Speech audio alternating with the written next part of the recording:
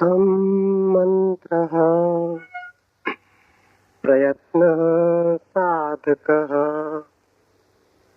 गुरूपायः शरीरं हविः ज्ञानम् अन्नं विद्या संहारे चतुर्थ स्वप्न दर्शनम। चित्त ही मंत्र है, प्रयत्न ही साधक है, गुरु उपाय है, शरीर हवि है, ज्ञान ही अन्न है, विद्या के संहार से स्वप्न पैदा होते हैं।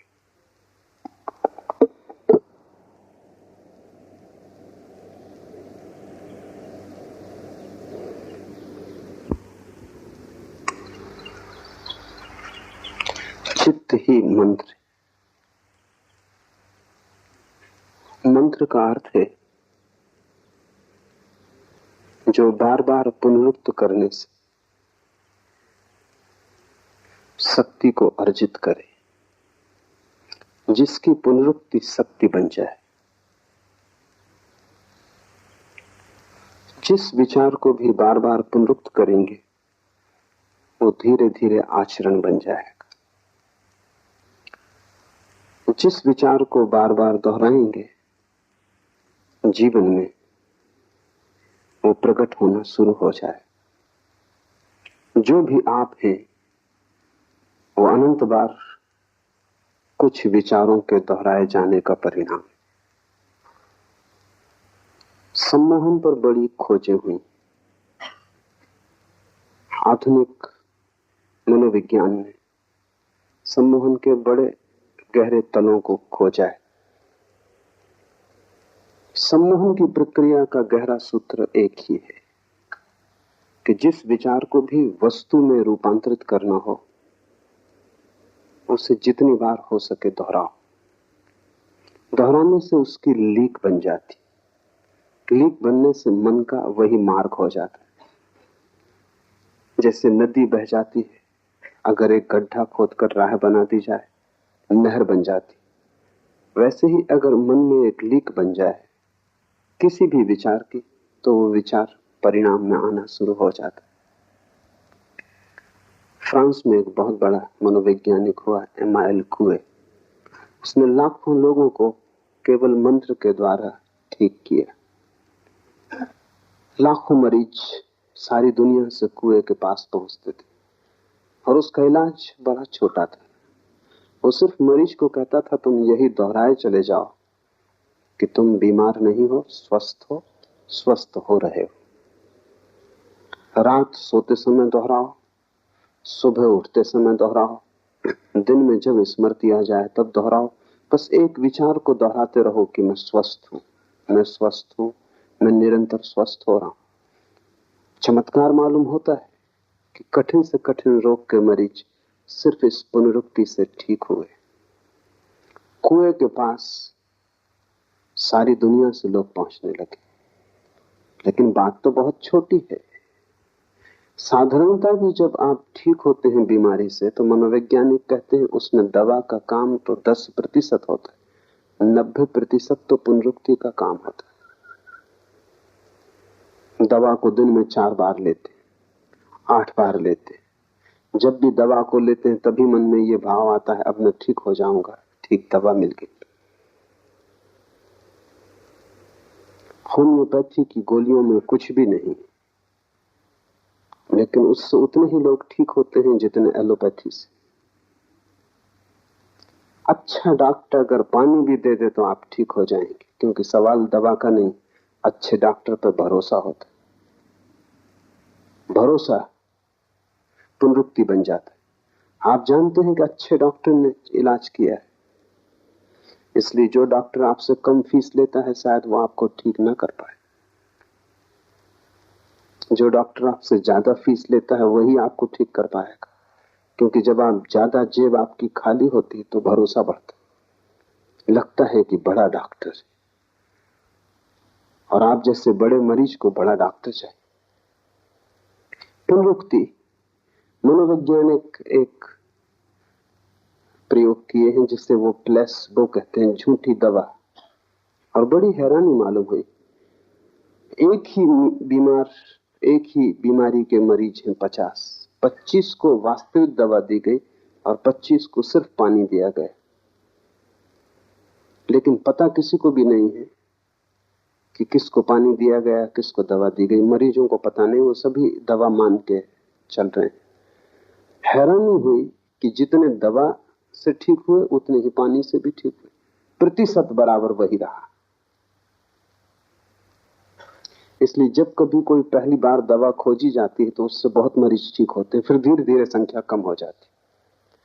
इसलिए हर दवा 2-3 साल से ज्यादा नहीं चलती, क्योंकि जब पहली दफा दवा खोजी जाती है तो बड़ा भरोसा पैदा होता है कि अब खोज ली गई असली दवा। सारी दुनिया में मरीज उससे प्रभावित होते, फिर धीरे धीरे भरोसा कम होने लगता है, क्योंकि कभी कोई मरीज उससे ठीक भी नहीं होता। कभी कोई जिद्दी मरीज मिल जाता है जो सुनते नहीं दवा की न डॉक्टर की, उसके कारण दूसरे मरीजों का भरोसा भी क्षीण होने लगता है। धीरे धीरे दवा का प्रभाव खो जाता है। इसलिए हर 2 साल में नई दवाएं खोजनी पड़ती। दवाओं का भी प्रभाव विज्ञापन ठीक से किया जाए तो ही होता है। तो हर अखबार, पत्रिका, रेडियो, टेलीविजन, सब तरफ से प्रचार होना चाहिए। प्रचार ज्यादा कारगर है जितनी दवा के तत्व, उससे ज्यादा, क्योंकि वही प्रचार आपको सम्मोहित करेगा। वो प्रचार मंत्र बन जाता है। अखबार खोला और एस्प्रो, रेडियो खोला और एस्प्रो, टेलीविजन पे गए और एस्प्रो, बाजार में निकले और बोर्ड एस्प्रो, जो कुछ भी करें एस्प्रो पीछा करती। वो सिरदर्द से भी बड़ा सिरदर्द बन जाती, फिर वो सिरदर्द को हरा देती। पुनरुक्ति शक्ति पैदा करती। मंत्र का अर्थ है किसी चीज को बार बार दोहराना। ये सूत्र कह रहा है चित्त ही मंत्र है, चित्तम मंत्र। ये कहता है और किसी मंत्र की जरूरत नहीं। अगर तुम चित्त को समझ लो तो चित्त की प्रक्रिया ही पुनरुक्ति है। तुम्हारा मन कर क्या रहा है जन्मों जन्मों से? सिर्फ दोहरा रहा है। सुबह से सांझ तक तुम करते क्या हो? रोज वही दोहराते हो जो तुमने कल किया था, जो परसों किया था। वही तुम आज कर रहे हो, वही तुम कल भी करोगे अगर न बदले। और तुम जितना वही करते जाओगे उतनी ही पुनरुक्ति प्रगाढ़ होती जाएगी और तुम झंझट में इस तरह फंस जाओगे कि बाहर आना मुश्किल हो जाए। लोग मेरे पास आते हैं, वो कहते हैं सिगरेट नहीं छूटती। सिगरेट मंत्र बन गई, उन्होंने इतनी बार दोहराया है। दिन में 2 पैकेट पी रहे हैं, उसका मतलब हुआ कि 24 बार दोहरा रहे हैं कि 20 बार दोहरा रहे हैं। बार बार दोहराया है और सालों से दोहरा रहे हैं। आज अचानक छोड़ देना चाहते हैं, लेकिन जो चीज मंत्र बन गई उसको अचानक नहीं छोड़ा जा सकता। तुम छोड़ दोगे इससे क्या फर्क पड़ता है? पूरा मन मांग करेगा, पूरा शरीर उसको दोहराएगा, वो कहेगा चाहिए। उसी को तुम तलफ कहते हो। तलफ का मतलब हुआ कि जिस चीज को तुमने मंत्र बना लिया उसे अचानक छोड़ना चाहते हो, ये नहीं हो सकता। तलफ का मतलब है जो चीज मंत्र बन गई है उसको विपरीत मंत्र से तोड़ना होगा। रूस में पावलफ ने इस पे बहुत काम किया है और पावलफ अकेला आदमी है जिसने तलफ वाले मरीजों को ठीक करने में सफलता पाई। अगर आप सिगरेट पीने के रोगी हो गए, छोड़ना चाहते हो, नहीं छूटती, तो पावलफ मंत्र का प्रयोग करता था। उसके मंत्र जरा तेज थे। आपको सिगरेट देगा और जैसे आप सिगरेट हाथ में लेंगे आपको बिजली का शॉक लगेगा, झंझना जाएगी पूरी तबीयत, सिगरेट हाथ से छूट जाएगी। ऐसा 7 दिन आपको पावलफ भर्ती रखेगा अपने अस्पताल में, और जब भी आप सिगरेट पिएंगे तभी बिजली का शॉक लगेगा। 7 दिन में मंत्र सिगरेट से ज्यादा गहरा हो जाए। सिगरेट का नाम ही सुन के आपको कपकपी आने लगे, पीने का रस तो दूर, एक वैराग्य का उदय हो जाएगा। पावलफ ने हजारों मरीज विपरीत मंत्र से ठीक किए। और पावलफ कहता है कि जो लोग भी आत्तों से ग्रस्त हो गए हैं जब तक उनको विपरीत आदतें न दी जाएं जो पहली आदत से ज्यादा मजबूत हो, तब तक कोई छुटकारा नहीं। तुम्हारा जीवन जैसा भी है तुम्हारे मन का ही परिणाम है, और तुम दोहराए चले जाते हो। तुम क्रोध से बाहर भी होना चाहते हो, लेकिन तुम रोज क्रोध को दोहराए चले जाते हो। जितना दोहराते हो उतना मजबूत हो रहा है। कितनी बार तुम कस्में खाते हो कि अब नहीं करूंगा, और कस्में टूट जाती है, और क्रोध फिर करते हो, उपद्रव और भी बढ़ गया। इससे तो बेहतर था कसम तुमने न खाई होती, क्योंकि अब ये दोहरा मंत्र हो गया। अब तुम जानते हो कि क्रोध कसम से ज्यादा बड़ा है और ज्यादा ताकतवर है। कसमों का कोई मूल्य नहीं। तुम कितना ही व्रत लो, तुम्हारे व्रत दो कौड़ी के हैं, क्रोध ज्यादा सबल है। ये भी सम्मोहन बैठ गया। अब तुम जब कसम भी लोगे, व्रत भी लोगे, तब भी तुम जानते हो भीतर कि ये सधने वाली नहीं। तुम भीतर दोहरा रहे हो उस समय भी कि ये होगा नहीं, मैं ले तो रहा हूं लेकिन ये होगा नहीं। भूल के भी व्रत मत लेना अगर उसे पूरा ना कर सको। उससे तो बेहतर है कि तुम अपनी एक ही आदत से भरे रहना। व्रत लेके और तोड़ना बहुत महंगा धंधा है, क्योंकि तोड़ने की भी आदत बन रही है। फिर तुम जीवन में कभी भी व्रत न ले पाओगे।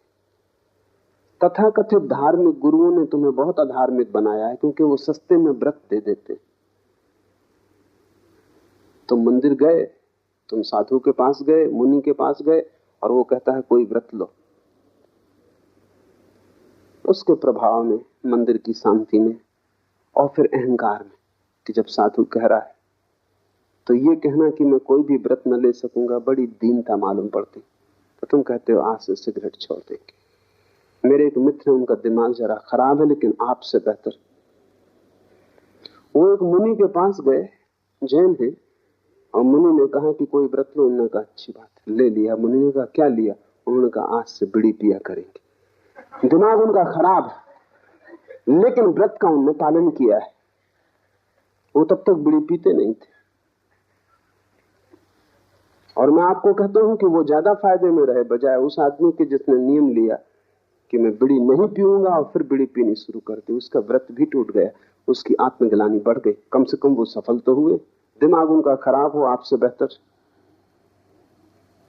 कम से कम इतना तो है कि व्रत पूरा किया है।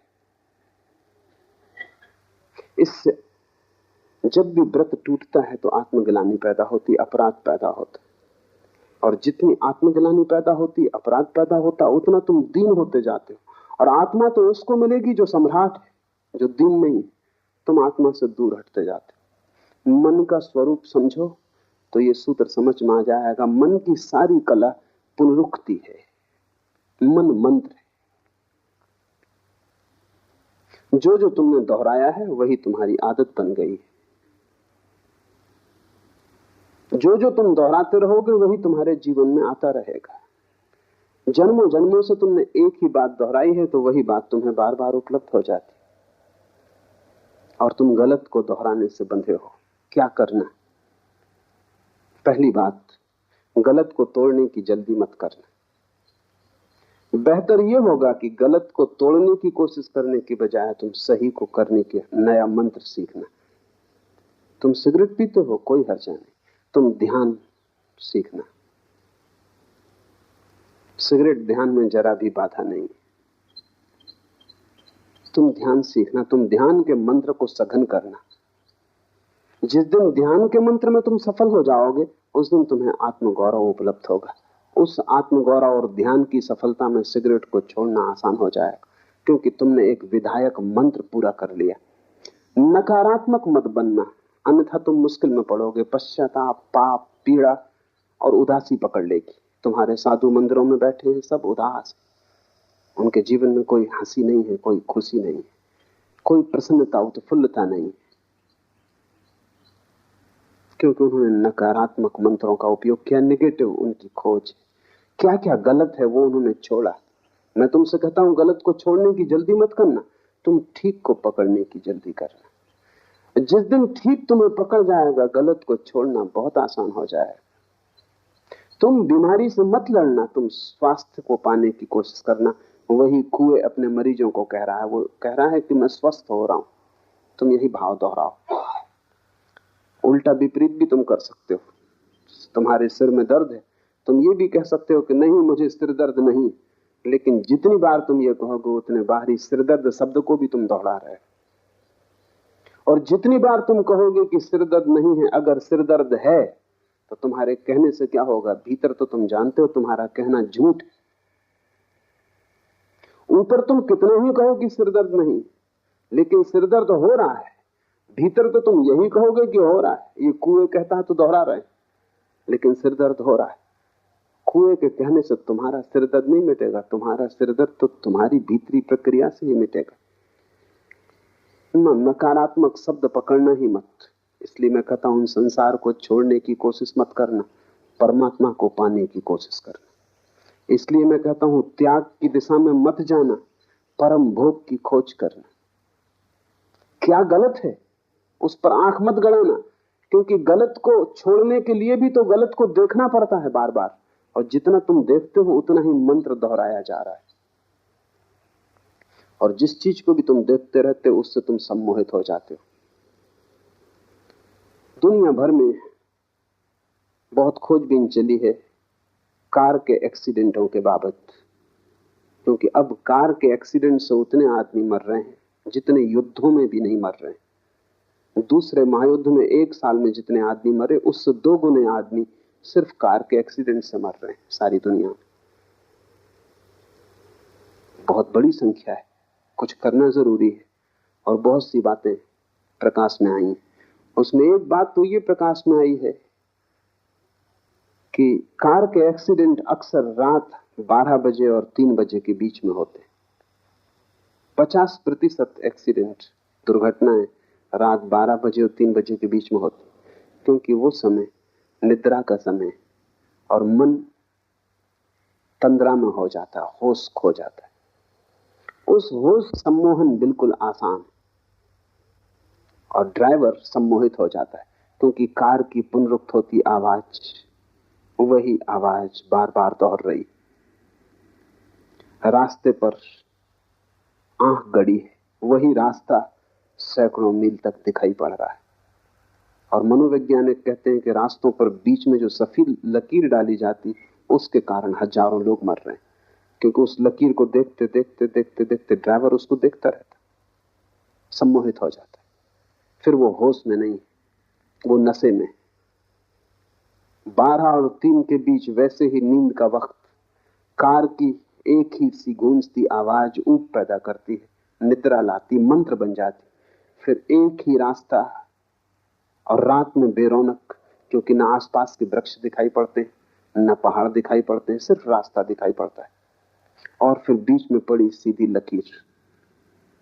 छोटा सा प्रयोग करके देखना, एक मुर्गी को टेबल पर रखना, एक सीधी लकीर खींच देना, मुर्गी की गर्दन झुका के लकीर पे लगा देना ताकि लकीर उसको दिखाई पड़ने लगे। फिर तुम छोड़ देना, मुर्गी वहीं रुकी रहेगी, फिर वो हटेगी नहीं। वो सम्मोहित हो गई, वो घंटों वैसी ही बैठी रहेगी, वो लकीर से पकड़ गई, लकीर ने उसे पकड़ लिया। मनोवैज्ञानिक कहते हैं कि ड्राइवर को लकीर पकड़ लेती बीच में, इसलिए वो कहते हैं कि रास्ते सीधे मत बनाओ, रास्ते में भेद होना चाहिए ताकि तंद्रा टूटे, और एक सी पुनरुक्ति नहीं होनी चाहिए। वो ये भी सुझाव देते हैं कि कार की आवाज भी बीच बीच में थोड़ी बदले तो ठीक होगा, बदलाहट से तंद्रा टूटेगी और सैकड़ों दुर्घटनाएं कम हो जाएंगी। तुम्हारी जिंदगी की भी दुर्घटनाएं सैकड़ों कम हो सकती हैं। एक तो गलत पे तुम नजर मत बांधो, क्योंकि जिसको तुम देखोगे वो तुम्हारे भीतर प्रविष्ट होता जाता है, और तुम गलत पे नजर बांधने के आदी हो। तुम्हारे भीतर जो जो बुरा है उसी पर तुम ध्यान देते हो। क्रोधी अक्सर क्रोध पर ध्यान देता है, कैसे छुटकारा पाऊं, हालांकि वो सोचता है कि मैं छुटकारा पाने के लिए ध्यान दे रहा हूं, लेकिन उसे पता नहीं कि जितना तुम क्रोध पे ध्यान दे रहे हो उतना ही क्रोध की लकीर से तुम सम्मोहित हो जाओगे। कामी काम वासना पर ध्यान लगाए रखता है। मैंने सुना है मुल्ला नसरुद्दीन बूढ़ा हो गया, 100 साल की उम्र का हो गया। पत्रकार उसके घर आए उसकी भेंट लेने, क्योंकि वो अकेला आदमी था जो उस इलाके में 100 साल का हो गया। उन्होंने कई प्रश्न पूछे। उनमें एक प्रश्न ये भी था कि तुम्हारा स्त्रियों के संबंध में क्या ख्याल है। नसरुद्दीन ने कहा, ये बात ही मत पूछो मुझसे। 3 दिन पहले ही मैंने उनके संबंध में सोचना बंद कर दिया। 100 साल का आदमी, वो भी अभी 3 दिन पहले तक उनके ही संबंध में सोच रहा था।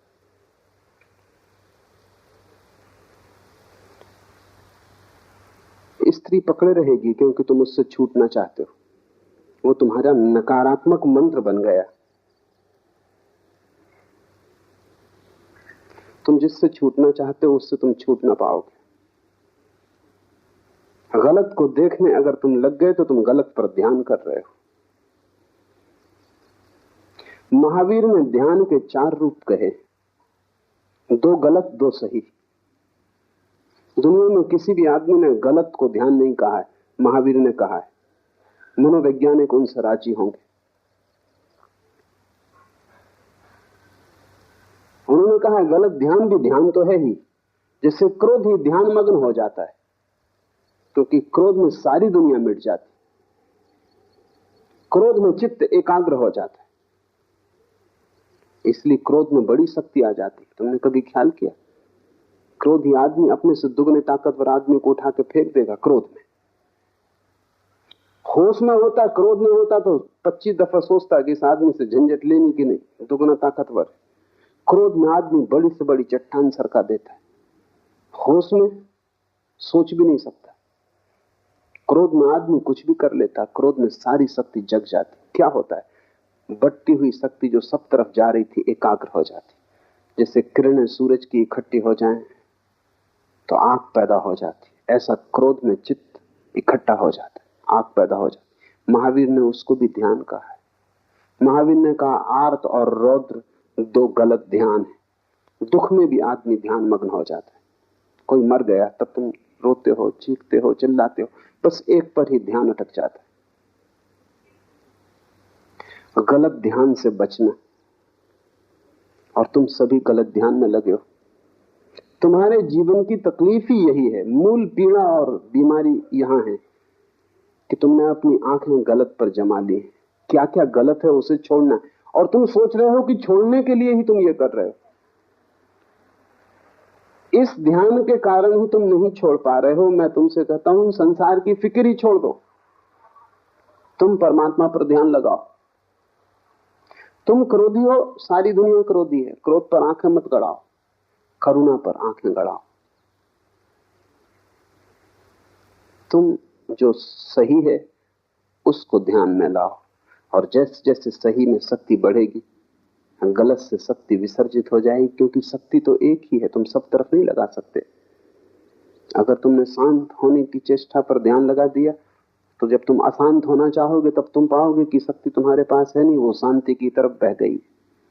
और जिसने शांति का स्वाद ले लिया वो अशांत होना क्यों चाहेगा। अशांत तो वही होता है जिसने शांति का स्वाद नहीं लिया। जिसने परमात्मा का रस नहीं लिया वही संसार में अलिप्त डूबता है, लिप्त होता है। इसे बहुत ठीक से ख्याल में ले लो। नकार से बचना, नहीं से बचना, बुरे को छोड़ने की फिक्र मत करना, क्योंकि छोड़ने में ही तुम सम्मोहित हो जाओगे और बुरे को तुम कभी भी ना छोड़ पाओगे। जिसको भी हम छोड़ना चाहते हैं उसमें एक पकड़ आ जाती है। मैंने सुना है एक आदमी एक होटल में मेहमान हुआ, मैनेजर ने कहा हम दे ना सकेंगे कमरा, कमरा तो खाली है, लेकिन उसके नीचे एक आदमी ठहरे हुए, वो बहुत उपद्रवी, जरा सी भी आवाज ऊपर हो गई तो वो बखेड़ा खड़ा कर देंगे। उनकी वजह से उनके ऊपर का कमरा हमने खाली ही छोड़ दिया है। उस आदमी ने कहा कि चिंता आप ना करें, मैं तो बाजार में दिन भर उलझा रहूंगा, रात कोई 11-12 बजे लौट के सो जाऊंगा, और 3 बजे की मुझे गाड़ी पकड़ लेनी। 3 घंटे मुश्किल से मैं इस कमरे में रहूंगा, कोई कारण नहीं है मेरे द्वारा उपद्रव होने का, फिर मैं ध्यान भी रखूंगा। आपने बता दिया तो ठीक किया। वो आदमी 12 बजे थका मांदा बाजार से काम करके लौटा, बिस्तर पर बैठा, एक जूता छोड़ के उसने पटक फर्श पे गिरा तो उसे ख्याल आया कि कहीं उस आदमी की नींद न टूट जाए, तो उसने दूसरा चुपचाप रख के वो सो गया। कोई 15 मिनट बाद नीचे के आदमी ने आके दस्तक दी। दरवाजा खोला तो वो आदमी क्रोध से कप रहा था। ये घबरा गया कि रात अंधेरा, अब क्या? उसने कहा क्या भूल हो गई? मैं तो सो चुका था। उस आदमी ने कहा भूल? दूसरे जूते का क्या हुआ?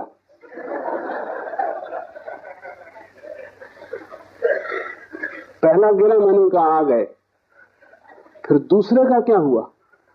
मैं सो ही नहीं पा रहा हूं, वो दूसरा जूता सिर पर लटका हुआ है, तो पूछ लूं, पता चल जाए, निश्चिंतता हो। सबने दूसरा जूता लटका लिया, वो नकार का है। वो तुम ये छोड़ना है, ये छोड़ना है, ये बुरा है, और इतनी बुराइयां हैं कि जीवन छोटा मालूम पड़ता है, तुम छोड़ ना पाओगे। रब जगह जगह बुराई, कोने कोने में बुराई है, सारा जीवन बुराई से भरा है, और तुम्हारे साधु संत तुम्हें सिर्फ अपराध से भरते हैं, क्योंकि वे तुमसे कहते हैं ये गलत, ये गलत, ये गलत। उनसे सही की तो तुम खबर ही ना पाओगे, क्योंकि वे कहते हैं जब तक गलत न छूटेगा तब तक सही तुम्हें मिलेगा भी कैसे। और उनकी बात तर्कयुक्त मालूम पड़ती। वो ये कह रहे हैं कि जब तक अंधेरा न जाएगा तब तक प्रकाश जलेगा कैसे। और मैं तुमसे कहता हूं कि अगर तुमने उनकी बात सुन ली तो कितनी ही तर्कयुक्त मालूम होती, तुम भटक जाओगे जन्मों जन्मों तक। उन्हीं की बात से तुम भटके हुए हो। तुम्हें शैतानों ने नहीं भटकाया है, तुम्हारे तथाकथित संतों ने भटकाया है। क्योंकि बात तर्कयुक्त लगती है, जब तक गलत ना छूटेगा ठीक कैसे मिलेगा। लेकिन कभी तुमने कोशिश की है अंधेरे को हटाने की? पहले अंधेरा हट जाए फिर दिया जलाओगे तो फिर तुम कभी ना जला पाओगे। मैं तुमसे कहता हूं तुम दिया जलाना, अंधेरे की तुम बात ही मत करो, क्योंकि दिया जलते ही अंधेरा हट जाता है। तुम प्रकाश लाओ, अंधेरे पर ध्यान मत करो। दुनिया में कोई अंधेरे को कभी नहीं हटा पाया। बुराई कभी नहीं हटाई जा सकती, भलाई लाई जा सकती। संसार कभी नहीं छोड़ा जा सकता, आत्मा पाई जा सकती, और आत्मा के पाते ही संसार छूट जाता है। हम उसे पकड़े ही इसलिए हैं कि उससे बेहतर हमें दिखाई नहीं पड़ता, और जब तक बेहतर न दिखाई पड़ जाए तुम उसे छोड़ोगे भी कैसे? तुम छोड़ना भी चाहोगे तो भी तुम छोड़ ना पाओगे। तुम लड़ोगे, परेशान होगे, तुम अपने को थका लोगे, मिटा लोगे, लेकिन कहीं पहुंचोगे नहीं। तुम्हारी जिंदगी एक व्यर्थ की दौड़ धूप हो जाएगी। फिर तुम उतर आओगे शरीर में, फिर वही चक्र शुरू हो जाएगा। इससे जो बच गया बुराई पर ध्यान देने से, वो भलाई को उपलब्ध हो जाता है। चित्त मंत्र है, चाहे बुराई के लिए उपयोग कर लो चाहे भलाई के लिए, पुनरुक्ति शक्ति बन जाती। तुमसे क्रोध होता है, स्वीकार कर लो। कितनी बार क्रोध होता है, तुम क्रोध का पश्चाताप भी मत करो, तुम क्रोध से लड़ो भी मत। जितनी बार क्रोध हो उतनी बार करुणा के कृत्य भी करो। जितनी बार लोगों को तुमसे हानि पहुंचती हो उतनी बार लोगों को तुम लाभ भी पहुंचाओ। तुम जरा लोगों को लाभ पहुंचाने का रस भी लो।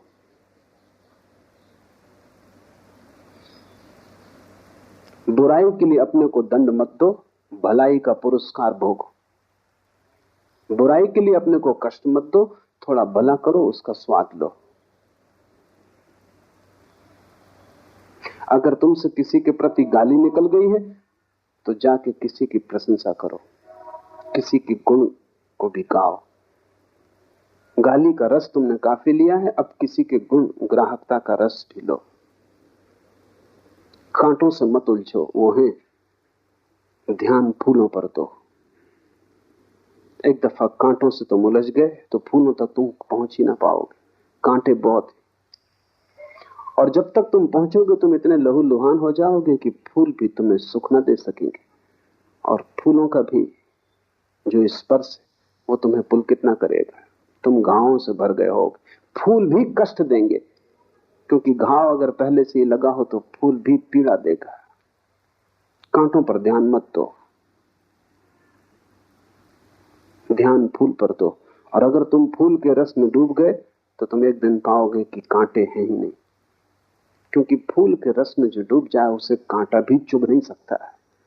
असली सवाल फूल के रस में डूबने का है, विष में विमुक्त हो जाने का है।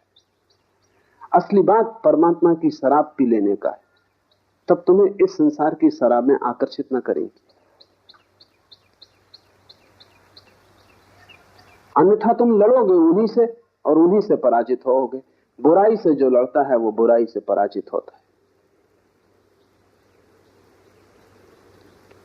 बुराई से लड़ने वाला मन बुराई का मंत्र बना लेता है, क्योंकि चित्त मंत्र है।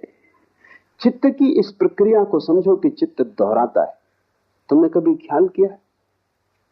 एक 7 दिन अपने चित्त का निरीक्षण करो, लिखो चित्त जो जो दोहराता है, और तुम पाओगे एक वर्तुलाकार चित्त का भ्रमण।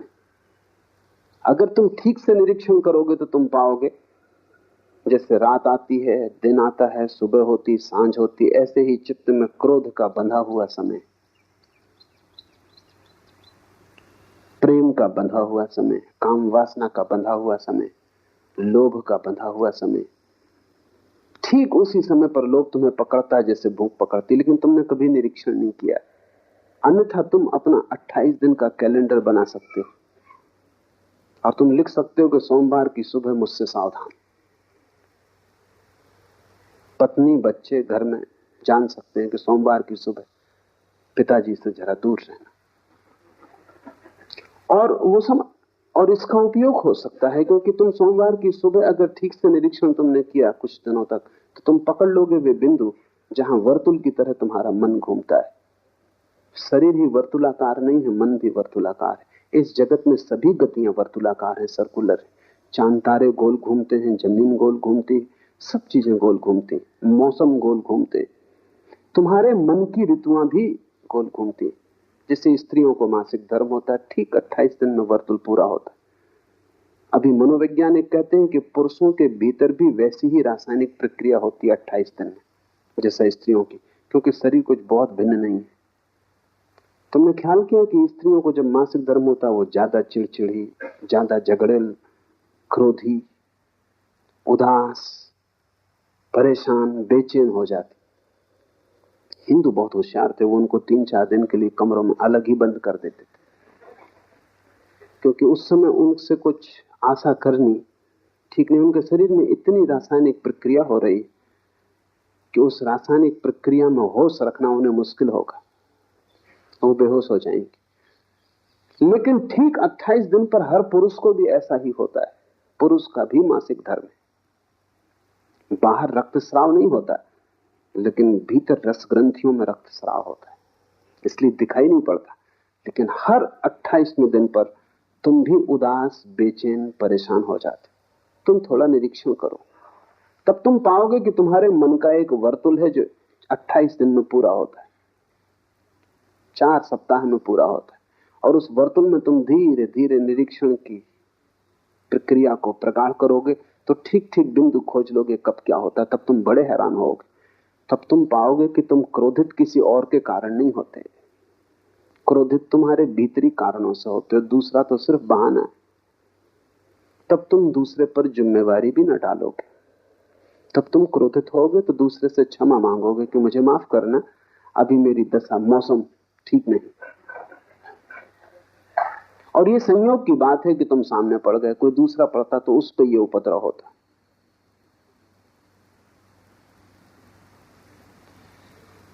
आत्मनिरीक्षण से तुम इस बात को सहज ही समझ लोगे कि मन एक वर्तुल में घूम रहा है, वो एक मंत्र है। और अगर तुम इसे न समझे तो तुम उस वर्तुल में भटकते ही रहोगे। इसलिए हिंदुओं ने संसार को चक्र कहा है, वो घूमता है और तुम वही वही कर रहे हो बार बार। और तुम ये भी मत सोचना कि तुम कुछ नया कर रहे हो, सभी लोग वही कर रहे हैं। जब पहली दफा तुम प्रेम में पड़ते हो तो तुम सोचते हो संसार में शायद ऐसा अनूठा घटना कभी घटी नहीं, रोज घट रही, वही सारे लोग करते रहे, वही पशु पक्षी कर रहे हैं, पौधे कर रहे हैं, आदमी कर रहा है। कुछ प्रेम तुम्हें घट गया है ऐसा नहीं, सभी को वैसा ही घटा है। क्रोध भी सभी को वैसा ही घटा है। इस वर्तुल के बाहर सिर्फ एक चीज है, वो ध्यान है, जो अपने आप नहीं घटती। बाकी सब अपने आप घटेगा, तुम्हें कुछ करने की जरूरत नहीं। तुम चक्के पे बैठे भर रहो, चक्का अपने आप घूम रहा है, तुम उसमें बंधे हुए घूमते रहोगे। सिर्फ एक घटना है जो इस वर्तुल के बाहर है कि तुम छलांग लगा के चक्कर के बाहर निकल जाओ, वो ध्यान है। वो अपने आप नहीं घटता है, वो कभी किसी बुद्ध को घटता है। पश्चिम के बहुत बड़े ऐतिहासिक एर्नाल्ड टायनबी ने हिसाब लगाया है कि अब तक केवल 6 आदमी इस चक्र के बाहर हुए पूरे मनुष्य जाति के इतिहास में। 6 न हुए हो, 60 हुए हो, संख्या कुछ बहुत बड़ी नहीं। वो एक अनहोनी घटना है, न तो प्रेम, न क्रोध, न लोभ, ये सामान्य घटनाएं सभी को घट रही हैं, जानवरों को घट रही हैं। इससे तुम आदमी नहीं हो। तुम्हारे जीवन में आदमी होने का सूत्र तो उसी दिन घटेगा जिस दिन तुम इस चित्त के मंत्र के बाहर हो जाओ, चित्त के वर्तुलाकार भ्रमण के बाहर हो जाओ। ये चित्त का चक्र टूट जाए और तुम इसके बाहर हो जाओ। वो ध्यान है। ध्यान वर्तुलाकार नहीं, ध्यान एक स्थिति है, मन एक गति है। ध्यान ठहराव का नाम है, मन भटकाव का नाम। और भटकाव भी कुछ नई जगहों पर नहीं, वही जगह फिर वही जगह फिर कोल्हू के बैल की तरह तुम घूम रहे हो। सचेत होकर देखोगे तो समझ में आ जाएगा ये कोई सिद्धांत नहीं है, ये तथ्य है। ये कोई दर्शन शास्त्र का सिद्धांत नहीं है। तुम्हारे मन का वर्तुलाकार भ्रमण, तुम्हारे मन का मंत्र की भांति होना, ये तुम्हारे जीवन का तथ्य है। जिन्होंने जीवन को समझने की कोशिश की है उन्होंने इसका आविष्कार किया है। ये कोई विचार से निर्मित सिद्धांत नहीं है, अनुभव से पाया गया तथ्य। तुम भी इसे अनुभव से पा सकते हो। मैं कहता हूं इसलिए मानने की जरूरत नहीं, शिव कहें इसलिए मानने की कोई जरूरत नहीं। तुम्हारे पास आंखें, आंख बंद करके मन को जरा कुछ दिनों तक देखते रहो, तब तुम हैरान हो जाओगे। तब तुम पाओगे कि तुम इस चाक से बंधे हो और सारी प्रकृति इसी चाक से बंधी है। तुम्हारी मनुष्यता की घोषणा इसमें नहीं, तुम्हारी गरिमा इसमें नहीं, तुम्हारी गरिमा इसके बाहर उतर जाने में। उसी क्षण तुम बुद्धत्व को उपलब्ध हो जाते हो या शिवत्व को उपलब्ध हो जाते हो। चित्त मंत्र है, पुनरुक्ति चित्त का स्वभाव है, रिपीटिशन। इसलिए चित्त के जगत में कभी कोई नई चीज नहीं घटती। चित्त के जगत में कभी भी कोई मौलिक तत्व नहीं घटता। वहां सब बासा और पुराना है, सब उच्छिष्ट। तुम उसी की उगाली करते हो। भैंस को देखा है, उगाली करते, भोजन कर लेती, फिर उसको निकाल के मुंह में उगाली करती रहती। चित्त उगाली कर रहा है। तुम जो भी ले लेते हो भोजन की तरह चित्त में, फिर चित्त उसकी उगाली करता रहता है। पढ़ो एक किताब, फिर चित्त में वो चलने लगेगी। मुझे सुन के जाओगे, फिर 24 घंटे वो चित्त में चलने लगेगा। एक चक्र शुरू हो गया। चित्त फिर उसे चबाएगा, पचाएगा, पुनरुक्त करेगा। लेकिन चित्त में नया कभी नहीं घटता। ओरिजिनल मौलिक चित्त में कभी नहीं घटता। और आत्मा मौलिक तत्व है। परमात्मा परम मौलिकता है, वो नवीनता है, उससे ज्यादा ताजा और कुछ भी नहीं। चित्त से वो उपलब्ध न होगा। चित्त के मंत्र को तोड़ना पड़ेगा। ये सूत्र ठीक से समझना। चित्त ही मंत्र है और प्रयत्न साधक है। दूसरा सूत्र, प्रयत्न का अर्थ है इस चित्त के चक्र के बाहर निकलने की चेष्टा। जो निकल गया वो सिद्ध है, जो निकलने की चेष्टा कर रहा है वो साधक है। और महत प्रयत्न करना होगा तभी तुम निकल पाओगे। उतना ही प्रयत्न करना होगा जितना चित्त को बांधने में तुमने किया है। लेकिन बड़ी कठिनाई यह है कि उसी चित्त से तुम देखते हो, इसलिए तुम जो देखते हो चित्त उसे अपने ही रंग में रंग देता है। ये बड़ी कठिनाई। मैं तुमसे बोल रहा हूं, तुम सुन रहे हो लेकिन तुम नहीं सुन रहे हो। तुम्हारा चित्त बीच में खड़ा है। मैं जो भी कहूंगा चित्त अपना रंग उस पर फेंकेगा और उसको अपने अनुकूल बदल लेगा। उसका अर्थ बदल जाएगा। मुल्ला नसरुद्दीन शराब पिए एक बस में सवार हुआ। एक बूढ़ी औरत जिसके बाल सब सफेद हो गए, उसे बड़ी दया आई। मुल्ला अभी जवान था, मुंह से शराब की बदबू आ रही। तो उस बूढ़ी औरत ने उससे कहा, बेटे तुम्हें होश है या नहीं? तुम सीधी नरक की यात्रा पे जा रहे हो। मुल्ला उछक के खड़ा हो गया। उसने कहा, रोको भाई, मैं गलत बस में सवार हो गया।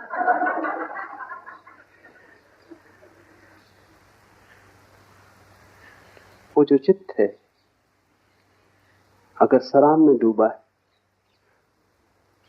तो हर चीज को अपने रंग में रंग लेगा। वो समझे कि ये बस नरक जा रही।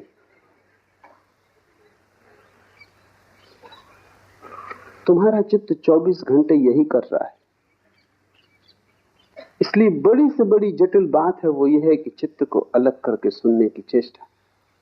वही श्रावक, वही सम्यक श्रवण कि चित्त को तुम हटा दो और सीधा सुनो। प्रयत्न साधक है, चेष्टा करनी पड़ेगी, महत चेष्टा करनी पड़ेगी। आलस्य में पड़े रहने से तुम बाहर न हो पाओगे इस वर्तुल के। कैसे कोई पड़ा पड़ा वर्तुल के बाहर हो पाएगा? पड़ा पड़ा तो वर्तुल घूमता ही रहेगा, चक्र घूमता ही रहेगा, और डर के कारण कि कहीं तुम गिर न जाओ तुम उसे जोर से पकड़े रहोगे। अगर तुमने कभी जंगल में बहेलियों को देखा है, तोतों को पकड़ते, तो बहेलिये बड़ी सीधी तरकीब का उपयोग करते। वही तरकीब तुम्हारा चित्त तुम्हारे लिए कर रहा है। वो रस्सी बांध देते, तो उस पे आके बैठते हैं, वजन के कारण उल्टे होकर लटक जाते। रस्सी पे बैठा नहीं जा सकता है। तोता रस्सी पे आके बैठता है, वजन के कारण उल्टा हो जाता है, उल्टा लटक के घबरा जाता है, घबरा के रस्सी को जोर से पकड़ लेता है कि कहीं गिर ना जाऊं। अब मुश्किल में पड़ा। अगर छोड़े रस्सी को तो डर लगता है कि गिर पड़ूंगा। कुछ पकड़ने की जरूरत नहीं, वो अपने आप पकड़े गए। वो बहेली आके उनको पकड़ के ले जाएगा। ये तोता भूल ही गया कि मेरे पास पंख हैं, गिरने का कोई कारण नहीं, कोई भय नहीं। लेकिन एक दफा रस्सी में उल्टे लटकते तुमको भी यही भय हो जाता है कि चके से अगर उतरे क्या होगा, खो जाएंगे, भटक जाएंगे। हेमिंगवे के एक पात्र ने एक उपन्यास में कहा है कि दुख मुझे स्वीकार है खालीपन की बजाय। I will choose suffering than nothingness। ना कुछ मैं ना चुनूंगा, इससे तो दुख चुन लेना बेहतर है। खाली होना तुम पसंद ना करोगे, नर्क भी ठीक है, कम से कम भरे तो हो। वो तोता लटका है, डर रहा है कि कहीं सब न खो जाए। शक उसे भी हो रहा है कि फंस गए, लेकिन फंसा होना ठीक है, कम से कम गिरने से। इस चाक को तुम ही पकड़े हुए हो, चाक तुम्हें नहीं पकड़े हुए, मन तुम्हें नहीं पकड़े हुए। अगर मन तुम्हें पकड़े होता तो फिर बुद्ध और महावीर पैदा नहीं हो सकते, क्योंकि वो उनको भी पकड़े रहता। वो भागते क्या होता, मन उनको पकड़े रहता, मन उनका पीछा करता। नहीं, मन तुम्हें नहीं पकड़े है, मन को डर के कारण तुमने ही पकड़ा हुआ है। तुम इतने जोर से पकड़े हो और फिर भी तुम जाते हो संतों साधुओं के पास पूछने के मन से छुटकारा कैसे हो। मन से छुटकारे के लिए किसी से पूछने की कोई जरूरत नहीं। इतना ही समझ लेना जरूरी है कि तुमने पकड़ा है। तुम्हारे अतिरिक्त तुम्हारे जीवन के लिए और कोई जिम्मेवार नहीं। पर पकड़ना अब सुविधापूर्ण हो गया है, क्योंकि तुम सदा से पकड़े हो, उसकी आदत हो गई, उसमें कुछ श्रम नहीं लगता। छोड़ने में श्रम लगेगा। अगर तुमने मुट्ठी जन्मों जन्मों से बांध रखी है तो खोलना मुश्किल होगा।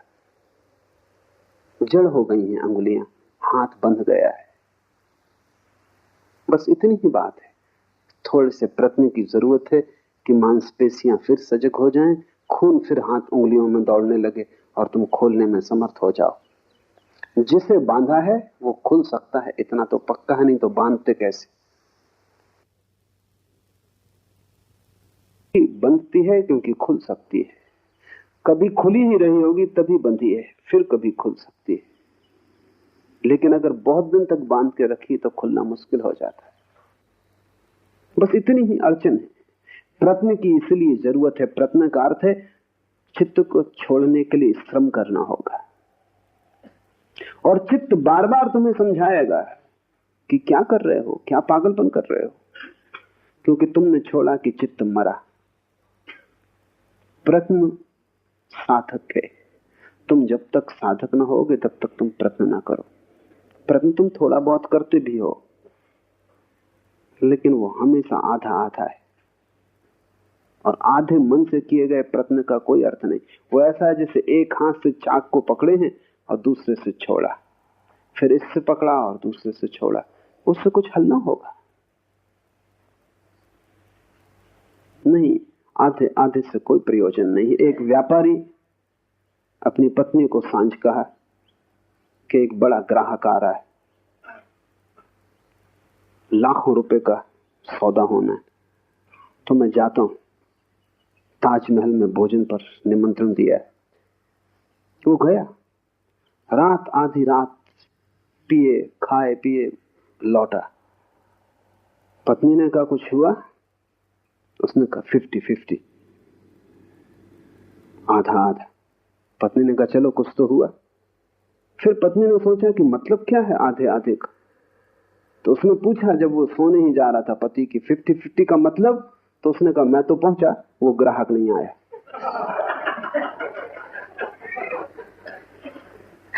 तुम जब भी आधे आधे हो बस ऐसा ही है, कुछ होगा नहीं, वो 50-50 है नहीं। और सब जगह तुम आधे आधे हो, पूरे तुम कहीं भी नहीं हो। जहां तुम पूरे हो जाते हो वहीं जीवन में क्रांति घटनी शुरू हो जाती। तब तुम उबलते हो, तब तुम 100 डिग्री पर वाष्पीभूत होते हो, तब पानी भाप बनता है। तब तुम नीचे की तरफ नहीं बहते जैसा पानी बहता है, तब तुम भाप की तरह ऊपर उठते हो। तब तुम्हारी दिशा अधोगामी नहीं रह जाती, ऊर्ध्वगामी हो जाती। प्रत्न साधक है, तुम्हें आलस से छोड़ना पड़े। मेरे पास लोग आते हैं, वो कहते हैं कि सुबह का ध्यान जरा मुश्किल, 6 बजे आने में कठिनाई होती। तुम समझ ही नहीं रहे कि तुम क्या कह रहे हो।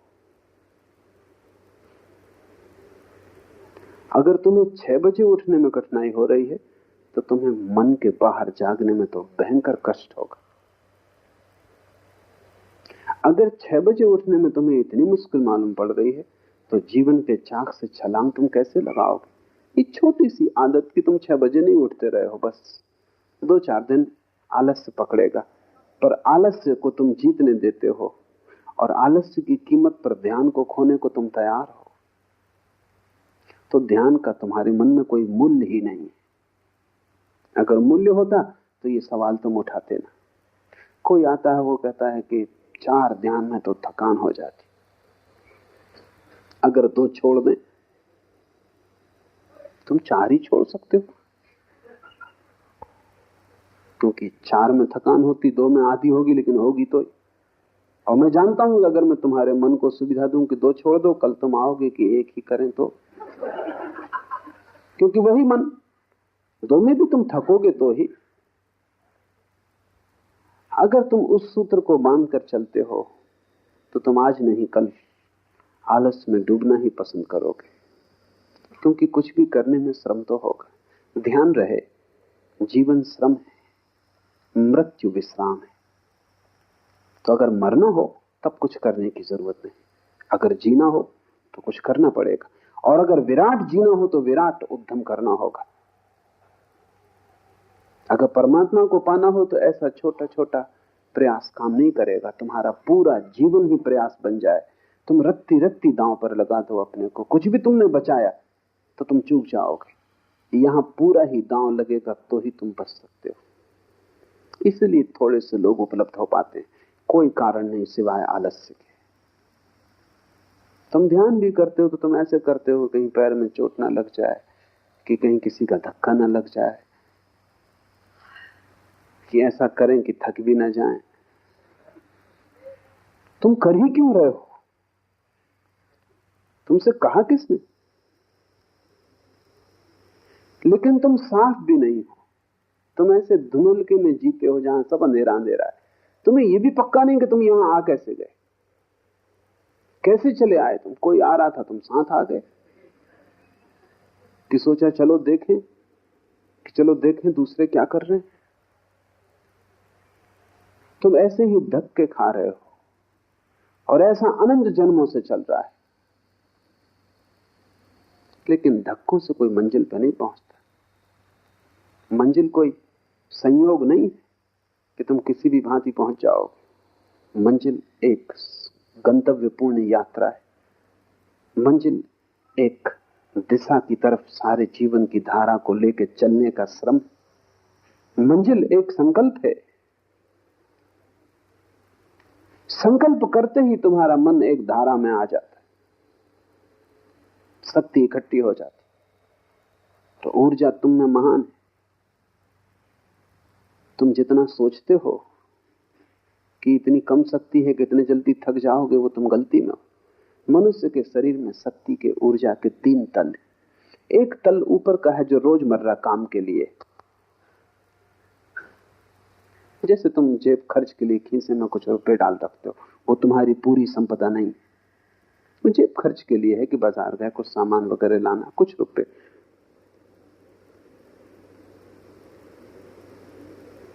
मुल्ला नसरुद्दीन एक दफा गांव से गुजर रहा था, बाहर अंधेरा था, 4 आदमियों ने पकड़ कर उस पर हमला कर दिया। उसने इस भयंकर ढंग से लड़ाई की कि चारों को पछाड़ दिया। बामुश्किल वो 4 उस पर कब्जा कर पाए, बामुश्किल। और जब उसके खीसे में हाथ डाला तो केवल 7 पैसे थे। तो उनने कहा हद कर दी नसरुद्दीन, 7 पैसे के लिए? नसरुद्दीन ने कहा कि मैं नहीं समझा कि तुम 7 पैसे के लिए लड़ रहे हो। बाएं पैर के जूते में 500 रुपए छिपा रखे। लेकिन तब उनने भी हिम्मत न की उसका बायां जूता खोलने की, क्योंकि जो 7 पैसे के लिए ऐसा भयंकर श्रम किया, उन्होंने कहा नमस्कार, फिर कभी।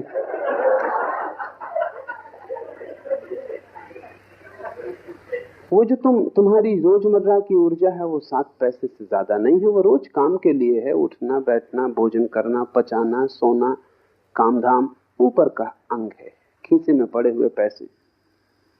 जब तुम ध्यान शुरू करते हो वो चुक जाती, जल्दी चुक जाती, क्योंकि ध्यान उसने कभी किया नहीं, वो एक नया क्रम शुरू हो गया। अगर तुम उसकी ही बात मान के रुक गए तो तुम कभी ध्यान ना कर पाओगे, उसकी तुम सुनो मत। अगर तुम किए ही गए, जल्दी ही तुम पाओगे कि दूसरे तल की ऊर्जा संलग्न हो गई। कई दफे तुम्हें अनुभव भी होता है, तुम बैठे हो, रात सोने जा रहे थे, ऐसी नींद आ रही थी कि पलक खुलते नहीं खुलते थे, कि तत्क्षण घर में आग लग गई। फिर तुम सो पाते हो, फिर तुम कहते हो मुझे नींद आ रही ना, नींद तिरोहित हो जाती। कहां से ये ऊर्जा आई? अभी तुम झपकी खा रहे थे और तुमसे कोई कहता गीता पढ़ो तो तुम कहते हो मुश्किल, लेकिन घर में आग लग गई।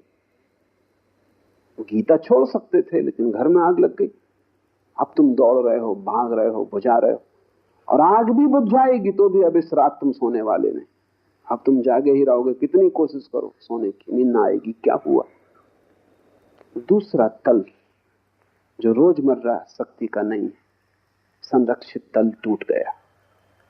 उसके टूट जाने के कारण तुम इतनी ऊर्जा से भर गए हो कि सब नींद खो गई। अगर तुमने ध्यान का प्रयोग जारी रखा, तुम थके ना, जल्दी ही दूसरी ऊर्जा उपलब्ध होगी। उसके उपलब्ध होते ही तुम पाओगे कि कितना ही ध्यान करो, थकने वाला नहीं है, कुछ भीतर खर्च होने वाला नहीं। ये भी दूसरा तल है, एक तीसरा तल है। ये दूसरा तुम्हारा खजाना है, ये भी चुक सकता है, इतनी आसानी से नहीं जितनी आसानी से पहला तल चुकता है। ये भी एक दिन चुकेगा। महत उपाय तुम करते रहोगे ध्यान के, तो एक दिन ये भी चुकेगा, और तब तीसरा तल टूटता है। वो तल तुम्हारा नहीं, वो परमात्मा का है, वो कभी भी नहीं चुकता। लेकिन अगर तुमने आलस्य किया तो तुम दूसरे तल पे ही नहीं पहुंचोगे, तीसरे पर पहुंचने का तो कोई सवाल नहीं। परमात्मा परम ऊर्जा है, तुम्हारे भीतर ही छुपा है। पहला तल तुम्हारे मन का, दूसरा तल तुम्हारी आत्मा का, तीसरा तल परमात्मा का। मन को चुकाओ तो आत्मा की ऊर्जा उपलब्ध होगी, आत्मा को भी चुका दो तो परमात्मा की ऊर्जा उपलब्ध होगी, जो शाश्वत, जिसके फिर चुकने का कोई उपाय नहीं। फिर तुम विराट के साथ एक हो गए। इसलिए शिव कहते हैं प्रयत्न साधका। प्रयत्न सतत गहरा और गहरा प्रयत्न साधक है। उस समय तक प्रयत्न करते जाना है जब तक कि तीसरा तल न टूट जाए, तुम उस परम ऊर्जा को न उपलब्ध हो जाओ, फिर तुम सिद्ध हो, फिर विश्राम किया जा सकता है।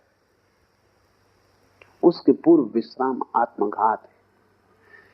तीसरा सूत्र है गुरु उपाय।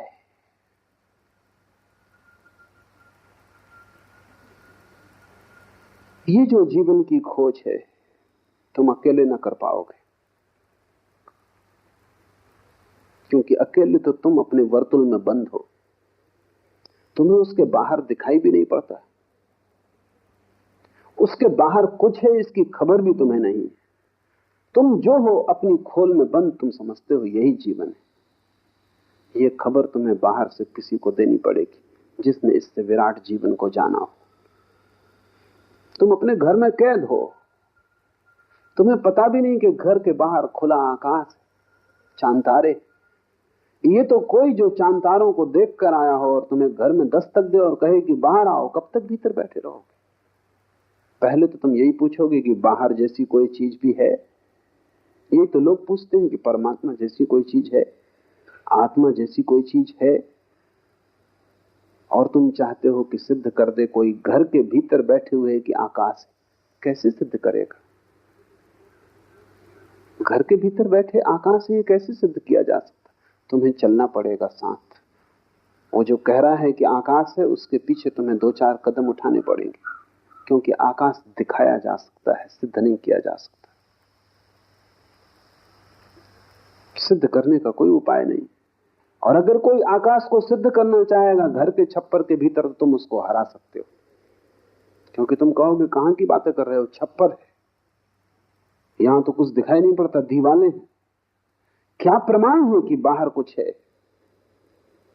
तुम थोड़ा सा आकाश भीतर लाके मुझे दिखा दो।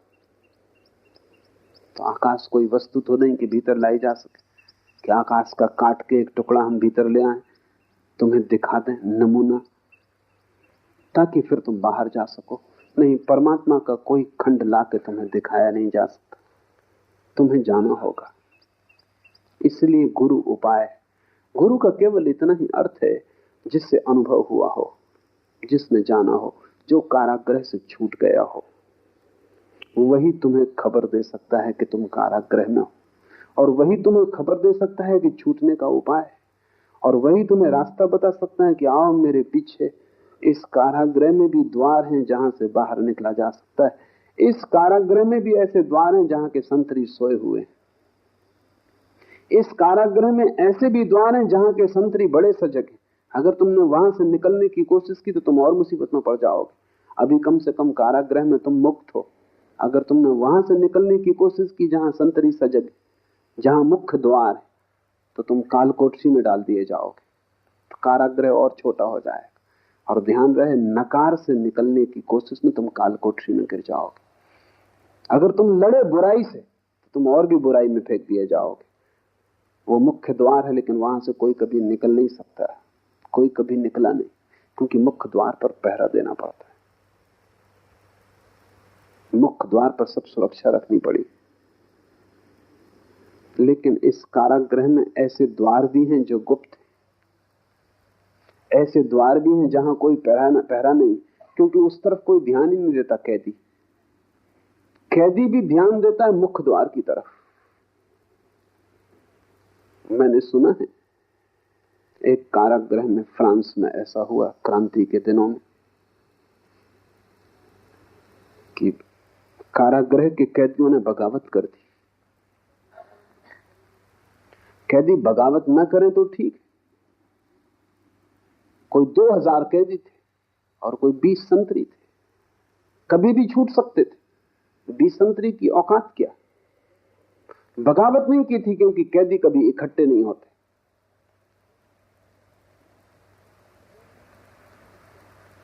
कैदी एक दूसरे के भी दुश्मन होते हैं। साथ होने के लिए इतनी भी सरलता नहीं होती, मित्रता बनाने का उपाय नहीं होता, एक दूसरे के शत्रु होते। इसलिए 20 संतरी काफी थे, फिर बगावत कर दी, कैदी इकट्ठे हो गए। उन्होंने बगावत कर दी तो जो प्रधान जेलर था वो घबराया, उसने कहा क्या करें। उसने पहला काम ये किया कि संतरियों से कहा कि मुख्य द्वार की फिक्र छोड़ दो, तुम जाके छोटी खिड़कियों और दरवाजों पर खड़े हो जाओ। संतरियों ने कहा भी कि यह निर्णय बड़ा गलत है।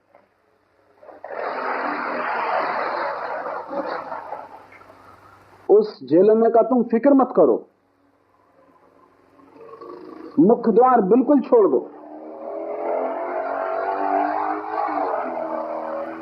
मुख्य द्वार खाली छोड़ दिया गया, वहां एक भी संतरी न था।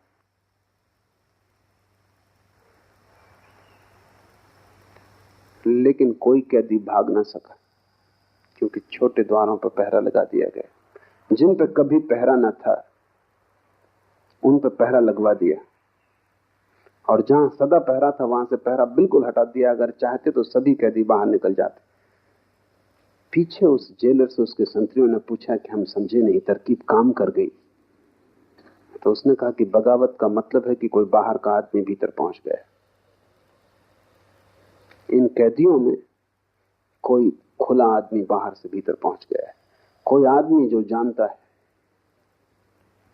और जो भी जानता है वो छोटे द्वारों से निकलने की चेष्टा करवाएगा। जो नहीं जानता वो हमेशा मुख्य द्वार से निकलने की कोशिश करेगा। तो कल तक हम मुख्य द्वार पर पहरा दे रहे थे क्योंकि अज्ञानी थे भीतर, लगता है कोई गुरु पहुंच गए।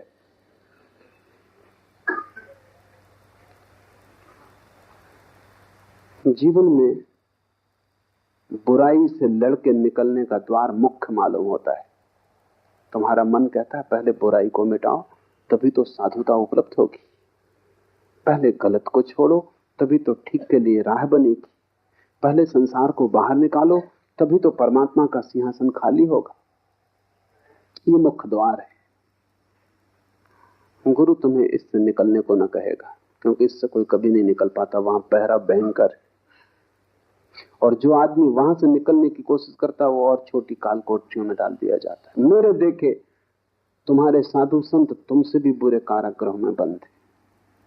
तुम्हारे पास आंखें नहीं है इसलिए तुम्हें दिखाई नहीं पड़ता। ग्रस्त तो परेशान है ही, तुम्हारे साधु तुमसे भी बुरी तरह परेशान है। तुम्हारे पास कम से कम छोटा आंगन भी जिसमें तुम थोड़ी स्वतंत्रता अनुभव करते हो, उनका आंगन भी छिन गया है। वो जेल के भीतर है, लेकिन जेल के भीतर जो स्वतंत्रता साधारण कैदी को मिलती है वो भी उनको नहीं। वो 24 घंटे काल कोठरी में बंद है। मेरे पास साधु सन्यासी आते, उनका मन बिल्कुल ही रुग्ण और विक्षिप्त है। एक जैन मुनि ने मुझे कहा कि 60 साल का हो गया हूं, 40 साल से मुनि, लेकिन निरंतर मन में यह शक बना रहता है कि मैंने कहीं भूल तो नहीं की। कहीं ऐसा तो नहीं है कि साधारण संसारी आनंद भोग रहा है और मैं नाहक कष्ट पा रहा हूं। ये संदेह उठना बुद्धिमान आदमी के लिए स्वाभाविक है। ये आदमी ना समझ नहीं है, ये आदमी समझदार है। ये संदेह उठना स्वाभाविक, क्योंकि इसको दिखाई पड़ रहा पाया तो मैंने कुछ भी नहीं। ये 40 साल क्रोध, काम, लोभ इससे ही लड़ने में बीत गए, मिला तो कुछ भी नहीं। और क्रोध मिट गया हो ऐसा भी नहीं, सिर्फ छिप गया है। तो दूसरों से तुम छिपा सकते हो, खुद से कैसे छिपाओगे? खुद तो तुम्हें पता है, दबा के बैठे हो, सज्जन मालूम पड़ते हो, अपराध नहीं करते हो, लेकिन अपराधी भीतर मौजूद है और कभी भी कर सकता है। किसी भी क्षण मौका मिल जाए तो करेगा। एक कारागृह और छोटा हो गया है।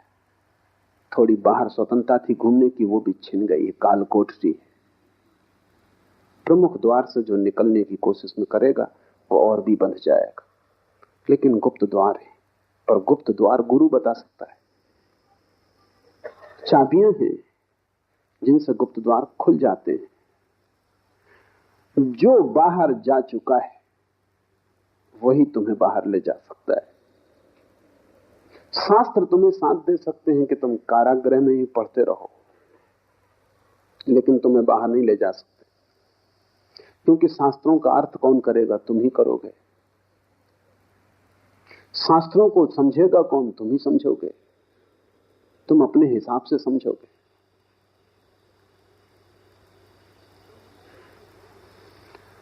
तुम ही अगर समझदार होते तो शास्त्र की कोई जरूरत न थी। तुम समझदार नहीं हो, ये पक्का है। और शास्त्र से जब ना समझ अर्थ निकालता है तो और झंझटों में पड़ जाता है। नहीं, तुम्हें जीवित शास्त्र चाहिए। गुरु का अर्थ है जीवित शास्त्र। जीवित व्यक्ति को खोजो जो तुम्हें राह दे सके। शिव कहते हैं गुरु उपाय, उसके अतिरिक्त और कोई उपाय नहीं। और तुमने अगर अपने ही हाथ से चेष्टा की सुलझाने की तो उलझ जाने का ज्यादा डर है, क्योंकि मन बड़ा सूक्ष्म यंत्र है। अक्सर होता है कि हम ही सुलझा लें। अक्सर ऐसा होता है कि तुम्हारी घड़ी बंद हो गई तो दिल होता है खोल के और ठीक कर ले। सभी का दिल होता है, और जितना नासमझ आदमी हो उतना जल्दी दिल होता है।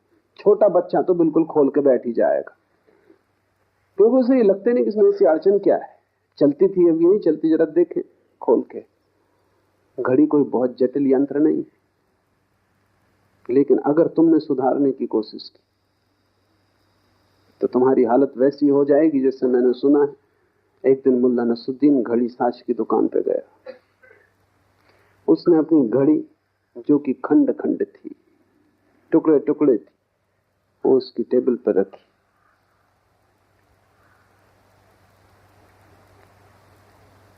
उस आदमी ने चौंक के पहले तो घड़ी को देखा, घड़ी साज ने, फिर नसरुद्दीन को देखा। नसरुद्दीन ने कहा कि मैं बड़ा हैरान हूं कि मेरे हाथ से गिर कैसे गई। उस घड़ी साज ने कहा कि हैरान मैं हूं कि तुमने इसे उठाया क्यों। अब इसमें कुछ किया नहीं जा सकता, और ये गिरने से नहीं बिगड़ी। नसरुद्दीन ने कहा थोड़ी मैंने सुधारने की जरूर कोशिश की। उसने कहा इसे ले जाओ, अब इसे सुधारा नहीं जा सकता। घड़ी बिल्कुल साधारण यंत्र, कोई बहुत जटिल नहीं। मन बहुत जटिल यंत्र, तुम्हें मन की जटिलता का पता ही नहीं। मन से जटिल इस जगत में कुछ भी नहीं। तुम्हारे मस्तिष्क में कोई 7 करोड़ कोष्ठ, और प्रत्येक कोष्ठ, एक एक कोष्ठ 1 करोड़ सूचनाओं को संग्रहित कर सकता है। मनोवैज्ञानिक कहते हैं कि इस जगत पर जितने पुस्तकालय एक आदमी के मस्तिष्क में सभी कंठस्थ कराए जा सकते हैं। एक एक सेल 1-1 करोड़ सूचनाओं को संग्रहित कर सकता है। 7 करोड़ सेल तुम्हारे छोटे से खोपड़ी में, इस पृथ्वी पर जितना ज्ञान है वो सब संग्रहित किया जा सकता है। इतनी छोटी सी खोपड़ी है, मुश्किल से कोई 1.5 किलो वजन है, और 7 करोड़ तंतु हैं जो आंख से नहीं देखे जा सकते। तंतु बहुत बारीक है, इसीलिए मस्तिष्क का ऑपरेशन अभी तक रुका रहा। अब मस्तिष्क का ऑपरेशन शुरू हुआ है, लेकिन तब भी खतरा है, क्योंकि काटने तुम कुछ जाओ 1000 दूसरे तंतु कट जाते। इतने सब सूक्ष्म यंत्र तो डालोगे, औजार तो भीतर ले जाओगे, भीतर बाहर ले जाने में ही औजार लाखों तंतु कट जाते। औजार ले जाने की भी जरूरत नहीं, तुम सिर्फ शीर्षासन ही करते रहो आधा घंटा रोज, तुम्हारी खोपड़ी खराब हो जाएगी। तुम शीर्षासन करने वाले लोगों को बहुत बुद्धिमान कभी ना पाओगे, क्योंकि इतना खून का प्रवाह छोटे तंतुओं को तोड़ देता है, जैसे बाढ़ आ जाए। आदमी का मस्तिष्क विकसित इसीलिए हुआ कि वो खड़ा हो गया और सिर की तरफ खून की धारा कम हो गई। जानवरों का मस्तिष्क विकसित नहीं हुआ क्योंकि वो, उनका खोपड़ी और उनका शरीर एक ही तल में, तो उनके पास मोटे स्नायु हैं, पतले स्नायु नहीं। आदमी की सारी प्रतिष्ठा और खूबी यह है कि वो खड़ा हो गया।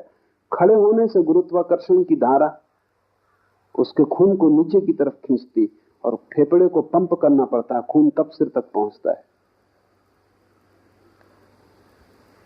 बहुत कम खून पहुंच पाता है, इसलिए सूक्ष्म तंतु विकसित हो गए। अगर बाढ़ आए तो बड़े बड़े झाड़ बह जाएंगे, छोटे पौधों का क्या। तो इतने सूक्ष्म तंतु हैं कि खून की जरा सी गति ज्यादा हो जाए तो नष्ट हो जाते। इस 7 करोड़ के सूक्ष्म जाल में तुम अगर खोल के बैठ गए खुद ही,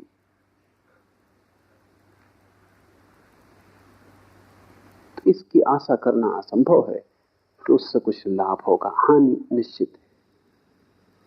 और बहुत लोग खोल के अपने मस्तिष्क को बैठ जाते, अपने ही मन से ध्यान करने लगते हैं, आसन लगाने लगते हैं, कुछ किताब से इकट्ठा कर लेते हैं, कुछ सुन लेते हैं, हवा से बातें पकड़ लेते हैं, कुछ करने लगते हैं। उससे सिवाय नुकसान के कभी कोई लाभ नहीं होता। एक बौद्ध भिक्षु को मेरे पास लाया गया, वो 3 साल से सो नहीं सका। सब तरह के इलाज किए गए लेकिन नींद नहीं आती। सब ट्रैंकुलाइजरों को उसने हरा दिया, नींद आती ही नहीं। कुछ भी उपाय काम नहीं कर पा रहे हैं।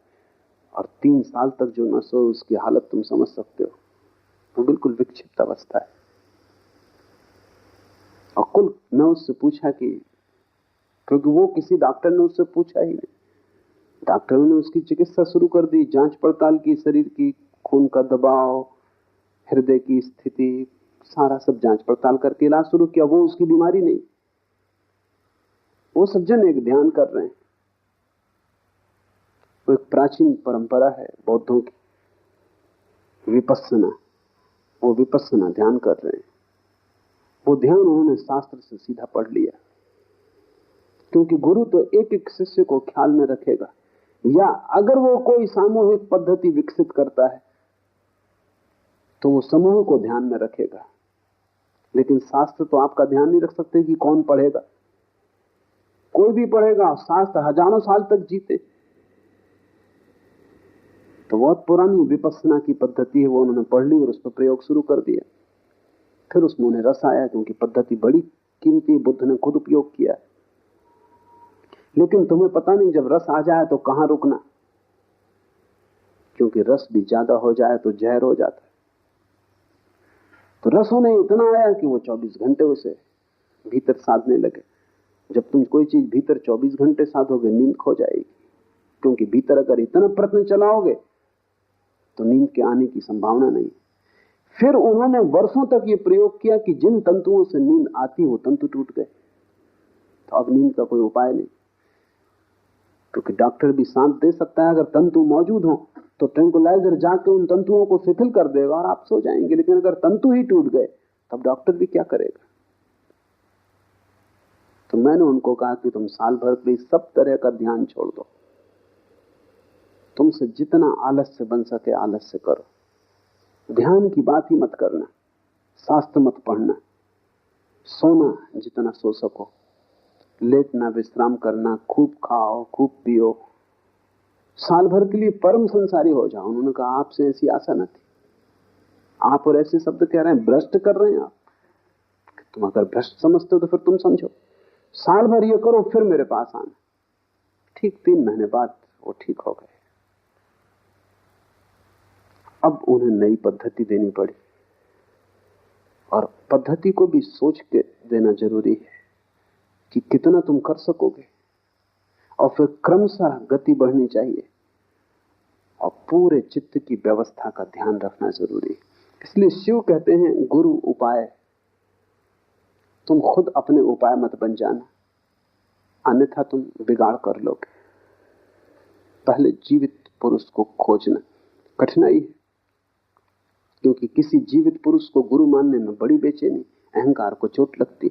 इसलिए शास्त्रों में लोग ज्यादा रस लेते हैं, क्योंकि शास्त्र से कोई अहंकार को चोट नहीं लगती। शास्त्र को उठा के फेंक दो तो भी शास्त्र कुछ नहीं कर सकता। जहां रखो संभाल के वहां रखा रहता है, कुछ नहीं कर सकता। तुम गुरु के साथ ऐसा व्यवहार नहीं कर सकते, तुम्हारे अहंकार को वहां छूटना पड़ेगा। वहां तुम्हें झुकना पड़ेगा। शास्त्र के सामने भी तुम झुकते हो तो वो तुम्हारी मौज है, मालिक तुम ही रहते हो। जब दिल आए बदल दो, और शास्त्र कह दो चलो हटो, तो शास्त्र कुछ न कर पाएगा, लेकिन गुरु जीवित है, वहां झुकना पड़ेगा। और जीवित व्यक्ति को बड़ी चोट लगती, इसलिए लोग पहले किताब देखते, जब थक जाते हैं किताबों से तब गुरु को खोजते। और अक्सर ऐसा हो जाता है किताबें उन्हें इतना बिगाड़ देती कि उनकी आंखें ऐसी विकृत हो जाती हैं शब्दों से कि फिर वो गुरु को पहचान ही नहीं पाते। तुम अगर गुरु के पास भी जाते हो तो तुम किताब की पहचान लेके जाते हो। तुमने किताब में पढ़ लिया कि गुरु कैसा होना चाहिए। कोई किताब नहीं बता सकती कि गुरु कैसा होना चाहिए। कोई भी किताब किसी गुरु के संबंध में बता सकती है। अगर कबीर के संबंध में किसी ने किताब लिखी तो वो कबीर के संबंध में बताती है कि कबीर ऐसे गुरु थे, दोबारा कबीर थोड़ी होंगे। जो लक्षण है वो कबीर के हैं, गुरु के नहीं। अगर तुम कबीर पंथी हो और कबीर की किताब से भर गए हो तो तुम वो कबीर के गुरु किसी गुरु में खोजोगे, वो गुरु तुम्हें अब कभी नहीं मिलने वाला, क्योंकि कबीर दोबारा पैदा नहीं होंगे। दिगंबर जैन है, वो जब तक गुरु न मानेगा किसी को, जब तक वो नग्न न खड़ा हो। वो महावीर की मौज थी कि वो नग्न खड़े हुए, वो मेरी मौज नहीं है। अब वो महावीर को खोज रहा है जो अब नहीं है। और बड़े मजे की बात है, जब महावीर थे तब हो सकता है यही आदमी दिक्कत में था, क्योंकि वो नंगे खड़े थे। जब जो उस समय जो किताबें प्रचलित थी उनमें ये लक्षण नहीं था। खुद महावीर के पहले के जो तीर्थंकर हैं वो भी वस्त्रधारी थे। जैन तीर्थंकर भी वस्त्रधारी थे। तो खुद जैन भी महावीर को स्वीकार करने को राजी नहीं था, क्योंकि नंगा खड़ा होना ही बात भी होती है। तब जो शास्त्र था वो कहता था कि गुरु नग्न तो हो गई नहीं, क्योंकि ये तो अशोभन है। तो महावीर को इंकार किया। जब महावीर मर गए और शास्त्र बन गए तब वो महावीर को ढो रहा है। अब अगर पार्श्वनाथ मिल जाए कपड़े पहने हुए, ये आदमी कैसे चल सकता है गुरु की तरह। ध्यान रहे, जो भी शास्त्र है वो किसी एक गुरु के संबंध में कह रहे हैं, और वो गुरु दोबारा नहीं होता। गुरु तो अद्वितीय है, बेजोड़ है। इसलिए तुम्हारी आंखें अगर शास्त्रों से भरी हो तो तुम जीवित गुरु को कभी ना पहचान पाओगे, क्योंकि शास्त्र उसकी खबर दे रहे हैं जो हो चुका और कभी ना होगा। जो लोग महावीर को मानते हैं वो बुद्ध के पास जाएंगे, इंकार कर देंगे, वो कहेंगे होंगे महात्मा होंगे, लेकिन भगवान नहीं, क्योंकि वस्त्र पहने हुए। एक जैन सज्जन है, उन्होंने एक किताब लिखी। भले आदमी है, लेकिन भले होने से कुछ समझ तो होती नहीं। बुरे ना समझ होते हैं, भले भी ना समझ होते। यहाँ ना समझी इतनी गहरी है कि भलेपन से कुछ फर्क नहीं पड़ता। भले आदमी है, इसलिए एक तरह का सद्भाव रखते हैं सभी धर्मों के प्रति। तो उन्होंने एक किताब लिखी, भगवान महावीर और महात्मा बुद्ध। लेखक है, पूना में लोग उन्हें जानते हैं। वही मुझे पहली दफा पूना लेके आए थे। गांधी के पुराने भक्त थे। तो गांधी ने उनको भाव चढ़ा दिया कि सभी एक है, तो किताब लिख दी, लेकिन भीतर तो जैन बुद्धि है। मैं उनके घर मेहमान था, तो मैंने पूछा, और तो मेरी समझ में आया, लेकिन इतना फर्क काहे रखा है भगवान महावीर और महात्मा बुद्ध? तो बोले ऐसा है कि भगवान तो महावीर ही है। ज्यादा से ज्यादा इतना हम स्वीकार कर सकते हैं कि बुद्ध महात्मा है, लेकिन भगवान नहीं। क्यों? सवस्त्र। भगवान तो निर्वस्त्र हो। बस तब दिक्कत खड़ी हो जाती। और ऐसा नहीं कि कोई जैन के साथ दिक्कत, सभी के साथ वही दिक्कत खड़ी होगी। इसलिए जैन कभी राम को भगवान नहीं मान सकता। सीता के साथ खड़े, ये बात अड़चन की कि जैन ये सोच ही नहीं सकता कि भगवान हो के और भैरवी क्यों साथ है। भगवान तो सब छोड़ देगा, तो जो मुक्ति हो गया तो अब ये स्त्री क्यों साथ। इसलिए सीता जैसी बहुमूल स्त्री भी जैन को खो जाती, उसकी बुद्धि में नहीं पकड़ती। कृष्ण को तो वो नरक में डाल देते। क्योंकि एक नहीं 16,000 स्त्री, तो इनसे ज्यादा योग्य और कोई है नहीं नरक के। तो जैनियों ने कृष्ण को नरक में डाल दिया डर के कारण, क्योंकि जाति के सब वणिक तो भयभीत भी हैं, हिंदुओं से भय भी खाते हैं कि कोई झगड़ा झंसा खड़ा ना हो जाए, और शायद इसीलिए अहिंसा में मानते। अक्सर भीरू लोग अहिंसा में मानते, क्योंकि हिंसा में मानने के लिए थोड़ी तो लड़ाई झगड़े की हिम्मत चाहिए। न मारेंगे न मारे जाएंगे, इसलिए सिद्धांत ठीक है कि किसी को मत मारो, जीने दो और जियो, मगर जीने की इच्छा है, वो कोई दूसरे से प्रयोजन नहीं। तो डर के मारे एक दूसरी तरकीब भी लगाई है, वो ये कि कृष्ण को नरक में डाल दिया, और फिर भय के कारण, क्योंकि नरक में तो डालना जरूरी, सिद्धांत में कहीं आते नहीं, मगर भय के कारण कि हिंदुओं के बीच जीना है, तो ये भी स्वीकार कर लिया है कि अगले कल्प में वो पहले तीर्थंकर होंगे। समझौता हो गया। ये बनिए की जो वृत्ति है गणित, अब हिंदू नाराज भी नहीं हो सकते कि भाई कोई हर्ष नहीं, अपना सिद्धांत भी समझ गया, झगड़े से भी बच गए। गुरु को अगर तुमने शास्त्र से खोजा तो तुम कभी ना खोज पाओगे, क्योंकि जब तक शास्त्र लिखे जाते तब तक जिसके लिए लिखे गए वो तिरोहित हो जाता है। और हर गुरु पृथक भिन्न अपने ही ढंग का है, उस जैसा तुम दूसरा नहीं खोज सकते। दोबारा महावीर नहीं खोजे जा सकते, न कृष्ण खोजे जा सकते, न बुद्ध खोजे, और तुम उन्हीं को खोज रहे हो, इसलिए भटक रहे हो। और जब वे थे तब तुम किसी और को खोज रहे थे, तुम चूकते ही चले जाते हो। गुरु को खोजना हो तो शास्त्र को अलग लगा देना, गुरु को खोजना हो तो किसी व्यक्ति की सन्निधि को पाने की कोशिश करना, उसके सत्संग में बैठना, और अपने सिद्धांत लेके मत जाना, अपने नापने जोखने के इंजाम लेके मत जाना। सीधे हृदय को हृदय से मिलने देना, बुद्धि को बीच में मत आने देना। अगर तुमने बुद्धि बीच में आने दी तो हृदय का मिलन ना होगा, तुम गुरु को ना पहचान पाओगे। गुरु की पहचान आती है हृदय से, बुद्धि से नहीं। और जब भी तुम बुद्धि को हटा के हृदय से देखोगे, तत्क्षण कोई चीज घट जाती है। अगर तुम्हारा मेल हो सकता है इस गुरु से तो तत्क्षण मेल हो जाएगा, एक क्षण की भी देरी ना लगेगी। तुम पाओगे कि तुम उसमें पिघल गए, वो तुम्हें पिघल गए। उस दिन से तुम उसके अभिन्न अंग हो गए, उस दिन से तुम उसकी छाया हो गए, उसके पीछे चल सकते हो। हृदय से खोजा जाता है गुरु, और गुरु के बिना कोई उपाय नहीं। शरीर हवी है, और ध्यान रखना, ये जिसे तुम शरीर कहते हो, जिसे तुमने समझ रखा है कि मैं सब कुछ ये शरीर में ही हूं, ये शरीर हवी से ज्यादा नहीं। जैसे यज्ञ में आहुति डालनी पड़ती, ऐसे ही ध्यान में तुम्हें धीरे धीरे इस शरीर को खो देना होगा। बाकी आहुतियां व्यर्थ हैं।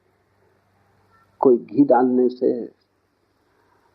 गेहूं डालने से कुछ हवी नहीं होती, अपने को ही डालना पड़ेगा, तभी तुम्हारी जीवन अग्नि चलेगी। इस पूरे शरीर को दांव पे लगा देना, इसे बचाने की कोशिश की तुमने अगर, तो यज्ञ जलेगा ही नहीं, अग्नि पैदा ही नहीं होगी। तुम अपने पूरे शरीर को दांव पे लगा देना। शरीर हवी है, ज्ञान ही अन्न है, और तुम अभी तो भोजन से जीते हो। भोजन शरीर में जाता है, शरीर के लिए जरूरी है। बोध, ज्ञान, ध्यान, अवेयरनेस, वो भोजन है आत्मा का। अभी तक तुमने शरीर को ही खिलाया पिलाया है, आत्मा तुम्हारी भूखी मर रही, आत्मा तुम्हारी अनशन पे पड़ी। जन्मों से शरीर परिपुष्ट हो रहा है, आत्मा भूखी मर रही। ज्ञान अन्न है आत्मा का। तो जितने तुम जागृत हो सको, ज्ञानपूर्ण हो सको, ज्ञान का मतलब पांडित्य नहीं, ज्ञान का अर्थ है होश। जितने तुम जागृत हो सको, तुरीय अवस्था, तुरीय जितना तुम में सघन हो सके, तुम जितने होशपूर्ण और विवेकपूर्ण हो सको, उतनी ही तुम्हारी आत्मा में जीवन धारा दौड़ेगी। तुम्हारी आत्मा करीब करीब सूख गई, उसको तुमने भोजन ही नहीं दिया, तुम भूल ही गए हो कि उसको भोजन की कोई जरूरत है। शरीर तुम्हारा भोजन कर रहा है, आत्मा उपवासी। इसलिए अनेक धर्मों ने उपवास का उपयोग किया। शरीर को उपवास करवाओ थोड़े दिन और आत्मा को भोजन दो,